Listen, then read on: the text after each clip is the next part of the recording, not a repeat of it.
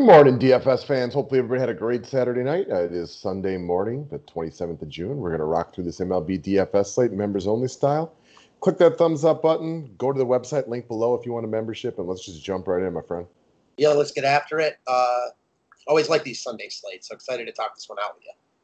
As far as weather goes, I don't know what it looks like over there in Cleveland, but it's just gross here in Wisconsin. It's been raining for days, but really we don't seem to have major issues for weather today. The Houston-Detroit game looks like it might be a little messy, which could be unfortunate. Jake Odorizzi's a look today. Toronto, winds blowing in a little bit from right. New York and Boston seems like good hitting weather. Other than that, nothing really precarious. I think the big is Houston bats. Yeah, against Skubal. Yeah. Yeah, not that, I think it's the best spot on the slate, but got to be in play. For some reason in my mind, I thought I was confusing them and the Blue Jays. So the Blue Jays are obviously in the spot against Lopez. Yeah, it's a day. The Blue Jays, I know that I had a nice lineup for once yesterday, and all the Blue Jays, I had a couple Blue Jays in there. They're all popular. I feel like they've been, I feel like it's been them or the Astros consistently and just nonstop for the last week and a half.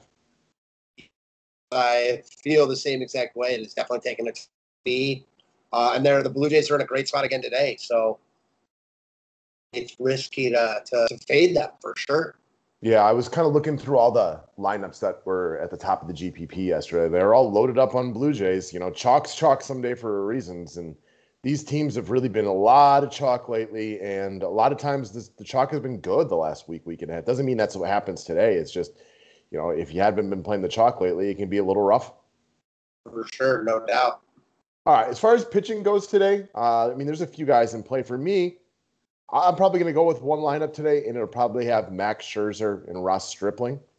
There's definitely, conversations for other guys, and if you feel like Jake Odorizzi's going to be safe with the weather, he's pitched well lately, and he's really cheap, if you want to load up on good bats. But I got Max and Stripling as of right now. What are you thinking?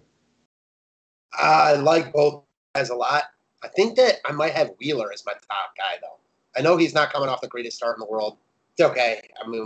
Aces aren't perfect every time out. Wheeler's been awesome this season, and I kind of almost like the matchup for him better than Scherzer.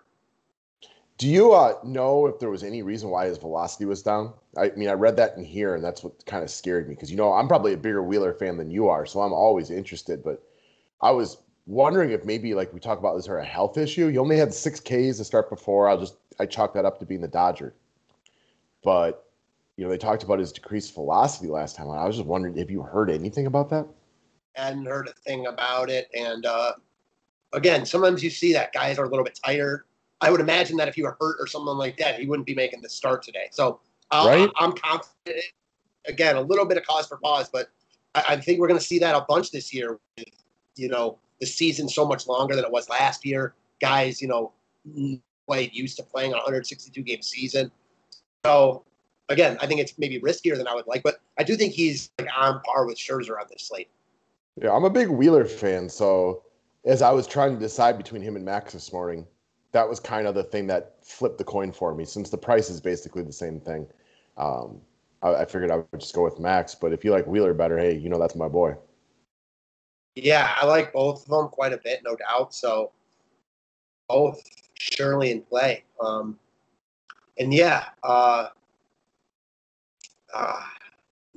Definitely at pairing one of those guys with Stripling, though. I think that's for sure the way to go. Yeah, Stripling's in a great spot for the win today. The wind's blowing in right here, which always helps. He's been awesome lately. So, again, one of these days, the other shoe might drop on this. But, we're looking at a guy now who, over his last 8 starts, has been double digits in 7 of them, had a rough outing against Boston. It's not a perfect play, but he's 6,800 for a reason. Sure. The other guy I forgot that I like that guy is Alcantara. He's pairing both pitchers in that game.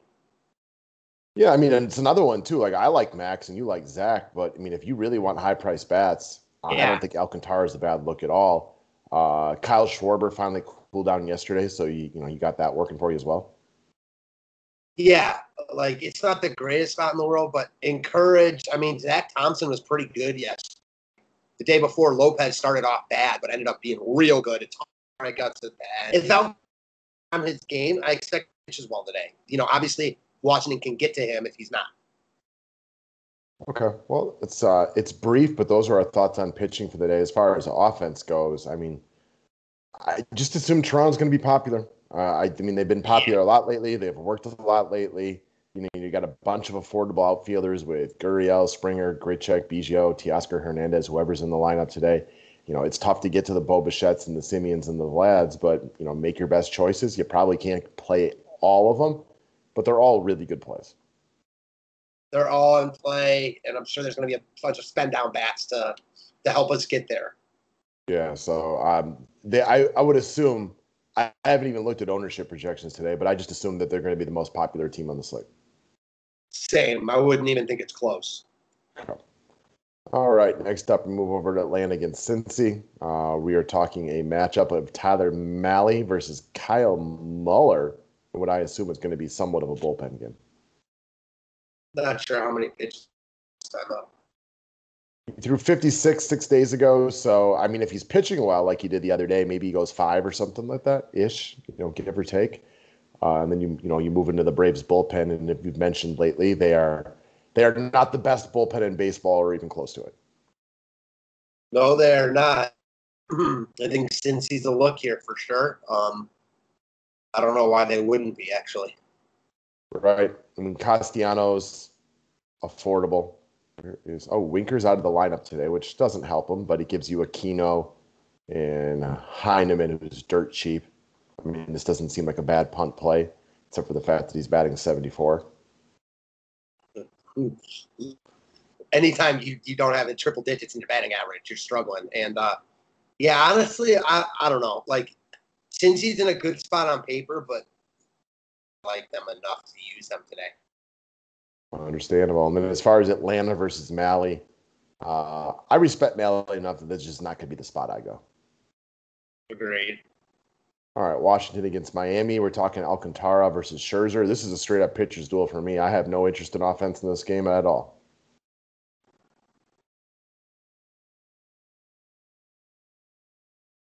Samesies. All right, Wheeler against Stroman. Kind of the same thing for me. I don't really love Marcus Stroman for DFS purposes, although strikeout numbers have been nice lately. For me, this one is just kind of another pitcher's duel. No thanks to the offense.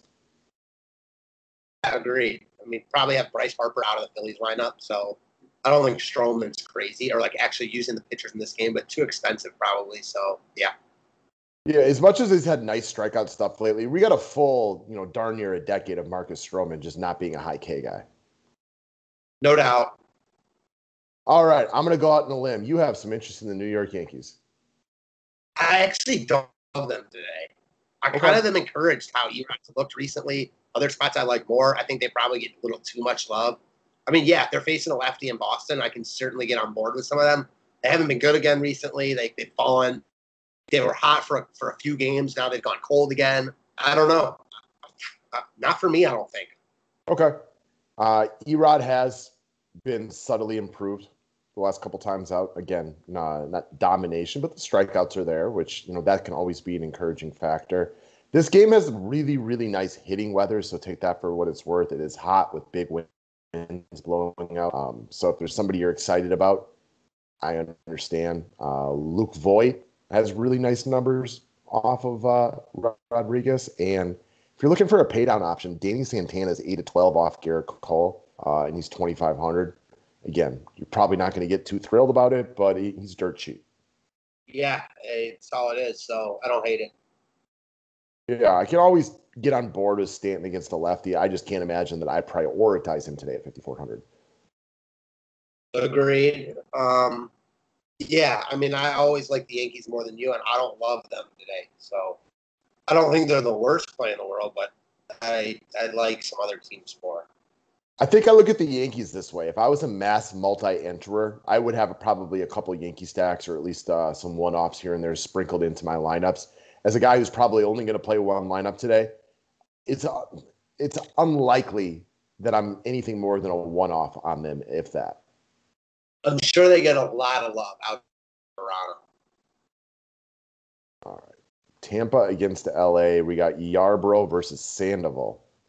Ryan Yarbrough is a guy who's definitely had his struggles the last couple times out. So what about like an Anthony Rendon? Sure. I don't, yeah. I mean, even cheaper. So, especially if you want to use like expensive pitchers. Back-to-back games with an extra base hit.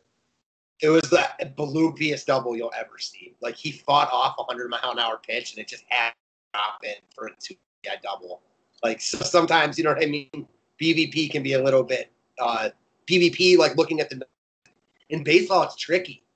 For sure. I was watching the first inning of the Rockies-Brewers game yesterday, and I was thinking about that too, because the Rockies start the game with like a blooper and like it's just a seeing eye single and score a run. And then the Brewers got one back in the first inning on a seeing eye single. I was like, you know, you give one away and you get one right back. There's just so much weak contact that seems to turn into hits and so many hard hit balls that just, you know, get you absolutely nothing. It's such a fluky game that way.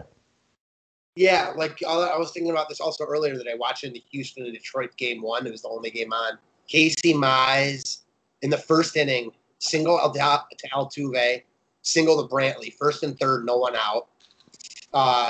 Manages to strike out the next two and get Correa to ground out. Like, great job of getting out of that without any runs. Then, like 3 innings later, got the 2 guys, easy peasy, and then gave up like 3 straight hits for them to score a run. So baseball's fluky like that. You know, first inning, first 2 on, no out, gets out of it. A couple innings later, gets 2 immediate outs, ends up getting into trouble. You just never know. I was thinking about you yesterday because I know you liked the Brewers stack, and they were pretty blah throughout most of the game, and they rallied late with Garcia home runs, Yelich home runs, and stuff like that. It is one of the nice parts about baseball because, like in basketball, if you got Devin Booker at 9K and he's sitting there midway through the fourth quarter with 23 DK points, it's almost impossible for him to have a good game. It can happen, but it's almost impossible. In baseball, you can bat around in the 8th inning and then just like make a huge comeback at the end of the day. Yeah, I'll say like it's more like basketball, but not like all that likely either. All right. But point well taken. Houston against Detroit. We got Odorizzi against Skubal. This one's got weather concerns. I don't know what to make of it. We haven't gotten as many weather questions this year, which is great because neither of us have any kind of background in meteorology. We can only go by what the DFS touts tell us. So make your best decisions. I guess Odorizzi, who's had a real up and down career, right? He's up right now. Now, granted, it was Texas and Baltimore, but he's got Detroit today, so a little bit more of the same. At 6,900, if you think this game plays out, yeah, he's definitely a look. Definitely a look. I am a little bit. I'm viewing so much like Alex Cobb, and then Cobb was awful yesterday. Do I really want to go to Odorizzi? I doubt I do it. Also, the weather concerns. I probably just fade this game, but like I said, I think the thing I'd be looking at are Houston bats. Yeah. Scoople's got a lot of Ks lately. Yeah. Go ahead. I'll say my piece after. Just say Scoople's had a lot of Ks lately, but he's more than capable of getting up some hits to he's not bad, but the Astros are really, really good and could clearly get to him. You walk guys against this Astros lineup, you're asking for trouble. He walks guys, so they got a ton of power. I mean, Yordan Alvarez, they lost game 1 3-1. They were getting shut out in game 2 to like the 6th inning. Finally broke through. Alvarez and Correa homered. Correa is having a really good year. I was reading about him. You know, we talked about Matt Olson behind Vlad and Ohtani as the MVP. Like, he's right there with Matt Olson. I was reading. He's having a real nice season, no doubt about it. I mean, this was a guy that when they called him up like 5 years ago or whatever it was, you kind of thought he was going to be the best piece of this team. Yeah, agreed. I mean, he hasn't, and I know you mentioned hasn't quite lived up to that like whole world status, but he's still pretty damn good, and he looks good right now. He just missed another home run yesterday. Like, yeah, if the weather plays, I like Houston. I don't think they get much love either. I go back on what I said at the beginning because I was confused about them and the spot Toronto was in. All right. Moving over to my Brewers versus the Colorado Rockies. We got Eric Lauer versus Chichi Gonzalez. So basically Scherzer, DeGrom. Nope, not quite. I mean, the Brewers have played well the last couple days, a couple of late rallies, so they got a lot of positive momentum moving into this one. Chichi Gonzalez not having a great season on the road, along with the rest of these Rocky pitchers. So, I mean, the Brewers are expensive, which should really kind of kill their ownership. I know they were almost got no love yesterday. So, Avi Garcia is super expensive, probably going to come in with well under 5% ownership. After being slumped for weeks, he really got it going yesterday. And this was another one of those baseball things. Right before he hit the home run, he had a foul tip that the catcher dropped and he would have been struck out. I still don't even think he made contact, but the umpire said he did, so I'll take his word on it. And then he homers on the next pitch. You know, baseball's so funky like that. You know, he's a quarter of an inch away from being struck out, and then he gets 14 points. Yeah, I mean, I remember that happened to me when my big day earlier this year when I had Nolan Arenado. We freeze. Yeah, we've been freezing a lot this one. Yeah. Okay, it's okay. Yeah, that happened to me with Arenado earlier this year when I had a really big day. And then the same thing happened to George Springer days ago. Strike three. I can't remember who was pitching. Matt Harvey had strike three. The ump just called it a strike. Next pitch, home run. So the other guy from Colorado you can definitely get me on board with is Trevor Story, who continues to play some good baseball recently. Very good against left-handed pitching. I think he's always had really good success in Milwaukee as well. I think he sees the ball well there. He's got a lefty on the mound. He ran and homered yesterday. 2 home runs a couple days before that. Homered a couple days before that. He's seen the ball a lot better right now, and he's expensive, which should probably hurt his ownership. I would assume Bo Bichette gets more love than him. Agreed. When I first looked at the slate, I was like, "Game back this game." I can always get on board with picking on Lauer. I love Milwaukee here. Chichi Gonzalez is awful. Yeah, I like Houston a lot. Like I talked about, you know, aside from Toronto, who's obviously in the best spot, but I try to stay away from the chalk like that. My favorite 3, I think, are Milwaukee, Colorado, and Houston. I gotcha. So ball pops in Milwaukee. It's a short park. Plenty of easy home runs can come up there. You got Taylor, who's going to be really, really cheap. Daza can make the lineup today, so there's cheaper pieces. But I think for especially for the Brewers, they're so expensive today that I think it kills the ownership they might get if they were more affordable. I agree. I will say they do have Taylor and Hura, who are cheap. Yeah, Hira's 3,900 today. I don't know. We've both been watching him the last couple of days. He's showing signs. You know what I mean? Like he had a whole long home run the other day, and then he's had a couple of nice hard hit balls outside of that. So not ready to say he's back, but he's giving me hope at the very least. Agreed. All right. So we got J Happ against your Cleveland Indians. So, I mean, Happ's having a god-awful season. So there's a little intrigue on this game up and down as well. Yeah, I think these are 2 offenses that might get paired with Toronto a little bit. They're cheap. They make sense. Yeah, for sure. Cleveland hasn't dropped their offense yet, but you're going to have a couple of, I don't know, cheaper guys in the outfield perhaps that can be go up against a lefty like Happ, who's just, I don't know, he's just been bad this year. So, again, I've always respected J Happ, but he has done nothing to be respectable this year, unless you're looking for, giving up a lot of home runs is something you respect. I mean, you've got who was I going to say? Harold Ramirez. Yeah, cheap pieces all over this game. And then I do think Minnesota gets more love than Cleveland. And they're facing a garbage pitcher too, and they're cheap. Yeah, I think Cleveland's in a pretty good spot today for that as well. So this game's got offense intrigue all over the place. Yeah, agreed. All right, Pittsburgh against St. Louis. This is one who might have some weather concerns, so double check it a little bit closer. I mean, I can understand using stuff from this game. I don't think it's where I'm going to end up, though. I agree. St. Louis bats are where I could really understand. But honestly, I think I like the other spots I mentioned better. So. Ooh. So I was watching this because I almost picked him up in a year-long league because I lost my shortstops.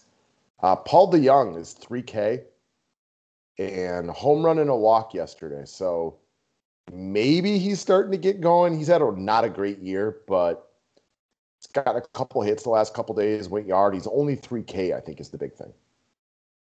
It's so hard to get on board with him as a one-off hitting eighth for an NL team, though.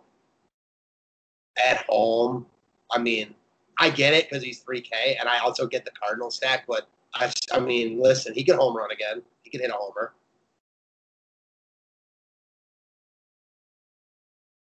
All right. Oh, yeah, this game's not counting. And then last up, Kansas City against Texas.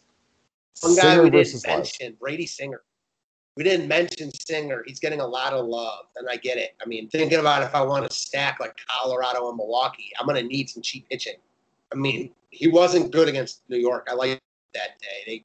They were very good. He walked a lot of guys. He got pulled early in that Detroit start, but he had been decent, in the at least three before that. So I don't know. I think he's a look here. Sure. If you want high-priced bats, and DraftKings finally, after months, I felt like just not pricing guys up. Guys are expensive now for hitting. So, like, if you want to load up on Toronto, for example, it's going to be really hard to play a good pitcher. Yelich 6,200, Acuna 6,100, Soto. I mean, they finally got guys. You have to make more decisions, which I don't know whether you like it or don't like it. I personally think it adds something to the DK strategy of building lineups. Completely agree. Yeah, I'll say this. It looks like the chalk pairing, or the most popular SP pairing, is Scherzer and Singer. Okay. Well, I'll take Stripling over Singer personally, but I have no issues if you want to go Singer, Stripling, and load up on bats. Hey, man, I absolutely understand that one. I don't understand at all why Stripling's not getting more. I don't believe that. Yeah, I don't either, but people like to pick on Texas. I understand why Singer will get love today. And if you like the high-priced bats, man, Max is not perfect. Wheeler's not perfect. None of these aces are perfect right now. I'm interested in potentially, going. We've seen matches really crush recently. I think Singer and Stripling is a look. Definitely. Get you all those high-priced bats that you're looking for and win with offense. Like I said, we haven't seen a ton of these monster starts lately. You've seen good pitchers getting hit a little bit more routinely. We didn't even mention Garrett Cole, and the weather there is bad, and Boston's not a good matchup, but, he looks superhuman lately. Been a while since he had a big strikeout game. You don't always have to spend up on pitching. I felt like we were stuck doing that for so long because they never raised the prices, and there was so many cheap bats, but that's not the case with the build right now. Couldn't agree anymore. You gotta switch it up. And I love that Avisel Garcia call. Yeah, I mean, what's he going to be owing today? Like 1%? He is homering today. It was funny because during the broadcast yesterday, the Brewers announcers talked about what a great month of May he had because he was one of the better hitters in the NL in the month of May. And then what a god awful June he's had. It's just like, it's weird how baseball players, it feels like sometimes when the calendar flips, it's like they literally like, oh, well, it's June now. I can't hit anymore. And he's been ice cold, and then he's singled. And I was like, oh, he's about to start rolling. And then next thing you know, he hits a whole double and a home run. Or vice versa. A guy like Gleyber Torres, who's been awful. I could see being awesome like July 1st. Yeah, it's weird how I know it doesn't always work out that way, but for all the decades of watching baseball, the number of times you've been like, this guy has had a historic August, and then all of a sudden September gets here, and he just cannot hit anymore. Yeah, for sure. No doubt. All right. So, just to recap, I'm Scherzer, you're Wheeler. We both get both sides of the equation on this one. Sounds like we like Stripling over Singer, but the idea of pairing them together works. And then I think more of our mid-tier guy would be Alcantara. Yeah, I think Alcantara is a good look at that mid-tier price. But, man, I'll say this. There are a lot of bats that I personally like. And I think if I were making one lineup, man, I'm going to spend down on pitching. I get that. I haven't played around enough with the actual cheap pieces, and as lineups continue to come out over the next 2 hours, I'll have to make a decision if I want to go up on one pitcher or not, because I haven't completely decided yet. I'll say this. I think Stripling's a lock at 6,800. With my second pitcher, yeah, I'd rather use Scherzer or Wheeler. I think they get around 25-ish. But if Singer can get me 18, I'd much rather have Singer there. Agreed. So, all right. And then for offenses, Toronto should be chalk city. And then it sounds like the Milwaukee game. What's up? Give me the Milwaukee game. Yeah, Colorado, Milwaukee. Specifically for me, Trevor Story. Want to throw a Crone in there. Got that. Daza, perhaps. Brendan Rodgers. Sure. So your boy Brendan Rodgers, this is a guy that looks like he could be their shortstop of the future. And why Story's in the heavy trade talks right now. So there's definitely some righty bats to go up against Lauer with. So we could look for a big offensive performance here from this game. Definitely. You mentioned my two favorite guys, Rodgers and Story. And then you also kind of shouted out Daza, who I also cheap piece. Him and Tyrone Taylor are very similar to me, but I like both of them.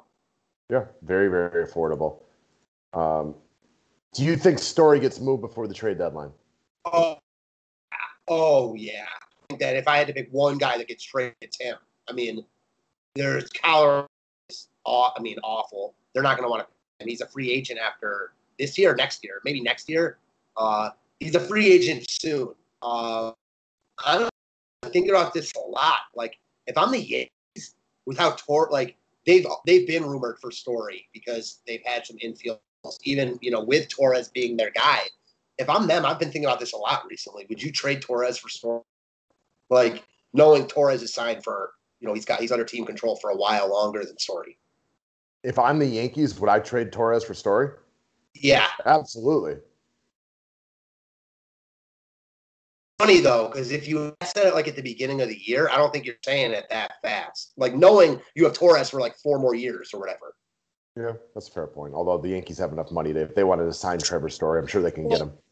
It just seems easy now because Torres is awful this year. You know what I mean? But if you asked them before the year, I'm sure Torres was the damn untouchable. That's a good point.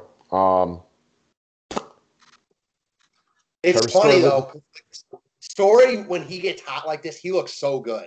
He runs. He looks like one of the elite players. We talk about it a lot. When he's playing well, he's got upside like the best of them.